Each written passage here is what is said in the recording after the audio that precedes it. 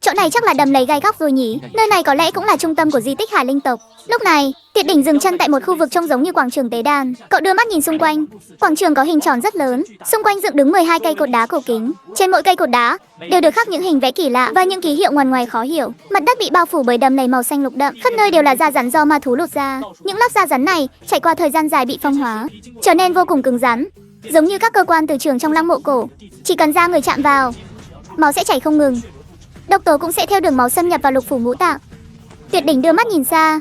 Trong đầm lầy còn có rất nhiều bia đá đổ nát. Những tấm bia đá này chính là bằng chứng cho sự tồn tại của Hải Linh tộc, kể lại cho người đời về nền văn minh từng huy hoàng một thời trên hòn đảo này. Theo như những ghi chép còn tồn tại, Hải Linh tộc là một tộc người có sự kết hợp giữa con người và hải thú. 200 năm trước, dòng máu của con người và hải thú hòa quyện vào nhau, tạo nên danh tiếng cho Hải Linh tộc. Nhưng cuối cùng, họ vẫn không thể tránh khỏi số phận diệt vong. Sau đó, Tuyệt Đỉnh ôm thiên hồn đằng thú vào trong lòng, rồi bước vào đầm lầy gai góc. Gai nhọn đâm vào mắt cá chân và bắp chân của Tuyệt Đỉnh. Thiên hồn đằng thú không ngừng phát ra ánh hào quang màu vàng kim, giúp Tuyệt Đỉnh phục hồi vết thương. Phơ lên thì mở khiên ánh sáng, thanh lọc độc tố trên người Tuyệt Đỉnh. Có hai ngọc thú này bảo vệ, Tuyệt Đỉnh không cần phải dùng bất kỳ kỹ năng nào, cứ thế mà ung dung bước qua đầm lầy gai góc. Cửa ra có lẽ ở hướng này. Tuyệt Đỉnh có chỉ số X cực cao, cho dù bản đồ có bị thiếu sót, cậu vẫn có thể dựa vào hoàn cảnh hiện tại để nhanh chóng suy đoán ra phần bị thiếu. Không lâu sau, Tuyệt Đỉnh đã thấy được cửa ra. Cánh cửa chỉ cách hắn khoảng 50 mét. Chỉ cần bước ra khỏi cánh cửa này, đồng nghĩa với việc cậu đã trở thành ngự thú sư 4 sao. Lúc này, phía sau Tuyệt Đỉnh không một bóng người.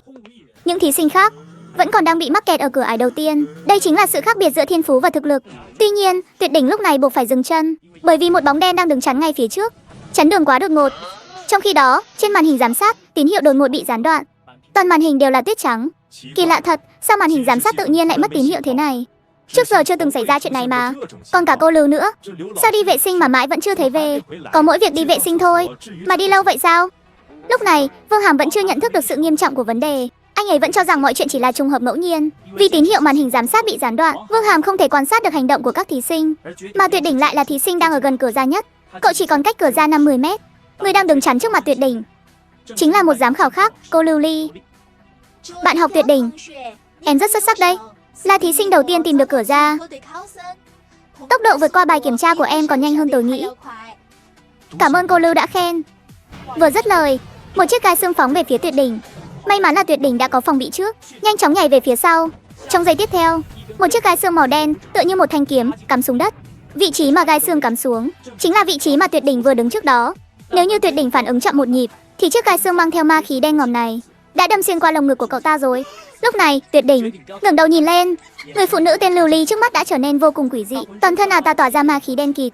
Xung quanh là những con rơi đang bay lượn kêu gào. Dưới chân thì rỉ ra một thứ chất lỏng đen đặc, nhớp nháp. Lưu Ly nâng tay phải lên, rút từ trong cơ thể ra một chiếc gai xương màu đen, nắm chặt trong tay, từng bước ép sát Tuyệt Đỉnh. Tuyệt Đỉnh, vậy mà ngươi lại có thể nhận ra thân phận của ta ngay lập tức. Thật sự khiến ta bất ngờ đấy. Lưu Ly vừa nãy tự tin tràn đầy khi tập kích, vậy mà lại bị Tuyệt Đỉnh né tránh được. Điều này có nghĩa là Tuyệt Đỉnh đã sớm nhận ra, ngay từ cái nhìn đầu tiên đã nhận ra thân phận của hắn. Lúc này, Tuyệt Đỉnh sắc mặt trở nên rất ngưng trọng, nhưng trong mắt lại không hề có chút bất ngờ nào, dường như đã sớm có dự cảm về sự biến cố đột ngột này. Ám dạ nữ hoàng đã hoàn toàn không còn giả vờ nữa. Ta lột bỏ lớp vỏ bọc của Lưu Ly, để lộ ra bộ dạng thật sự. Trong khoảnh khắc, bóng tối bao trùm. Quên đi Tuyệt Đỉnh, trước mắt hắn xuất hiện một con quái vật nửa người nửa thú, chính là ma thú hệ ác ma, ám dạ nữ hoàng. Lúc này, một con ma thú mang thân hình phụ nữ, khuôn mặt trắng bệch, sau lưng mọc cánh rơi, xuất hiện trước mắt Tuyệt Đỉnh. Xung quanh thân thể hắn là ma khí cuồng bạo, tàn sát. Chỉ nhìn từ khí thế, cũng đủ nhận biết chắc chắn đây là một con ma thú cấp thể thú hoàng. Ám dạ nữ hoàng, thống soái của phe ma thú, tay sai thân cận của Nít Hốc đại nhân, cũng là người thi hành kế hoạch tiêu diệt tinh tú. Con ma thú cánh rơi này, không biết đã ám sát bao nhiêu thiên tài ngự thú sư trẻ tuổi. Nhưng lúc này trên mặt Tuyệt Đỉnh lại không hề có chút hoảng loạn nào. Cậu chỉ sẽ nhíu mày lẩm bẩm một mình. Quả nhiên đã gặp phải tên này rồi. Xem ra người phụ nữ kia đã đoán đúng. Hoàng thành, Dạ Lan điện. Thượng quan Lan đang quây quần bên bếp lửa nấu trà, đặt chén trà xuống, nhìn về bầu trời ngoài cửa sổ. Tuyệt Đỉnh, ngươi đã mang đến cho ta không ít bất ngờ. Lần này cũng đừng khiến ta thất vọng đấy nhé. Tại cửa ra của di tích Hải Linh tộc, Tuyệt Đỉnh chỉ còn cách việc vượt qua khảo hạch 50 mét. Nhưng 50 mét ngắn ngủi này còn khó khăn hơn cả việc băng qua sa mạc Sahezer.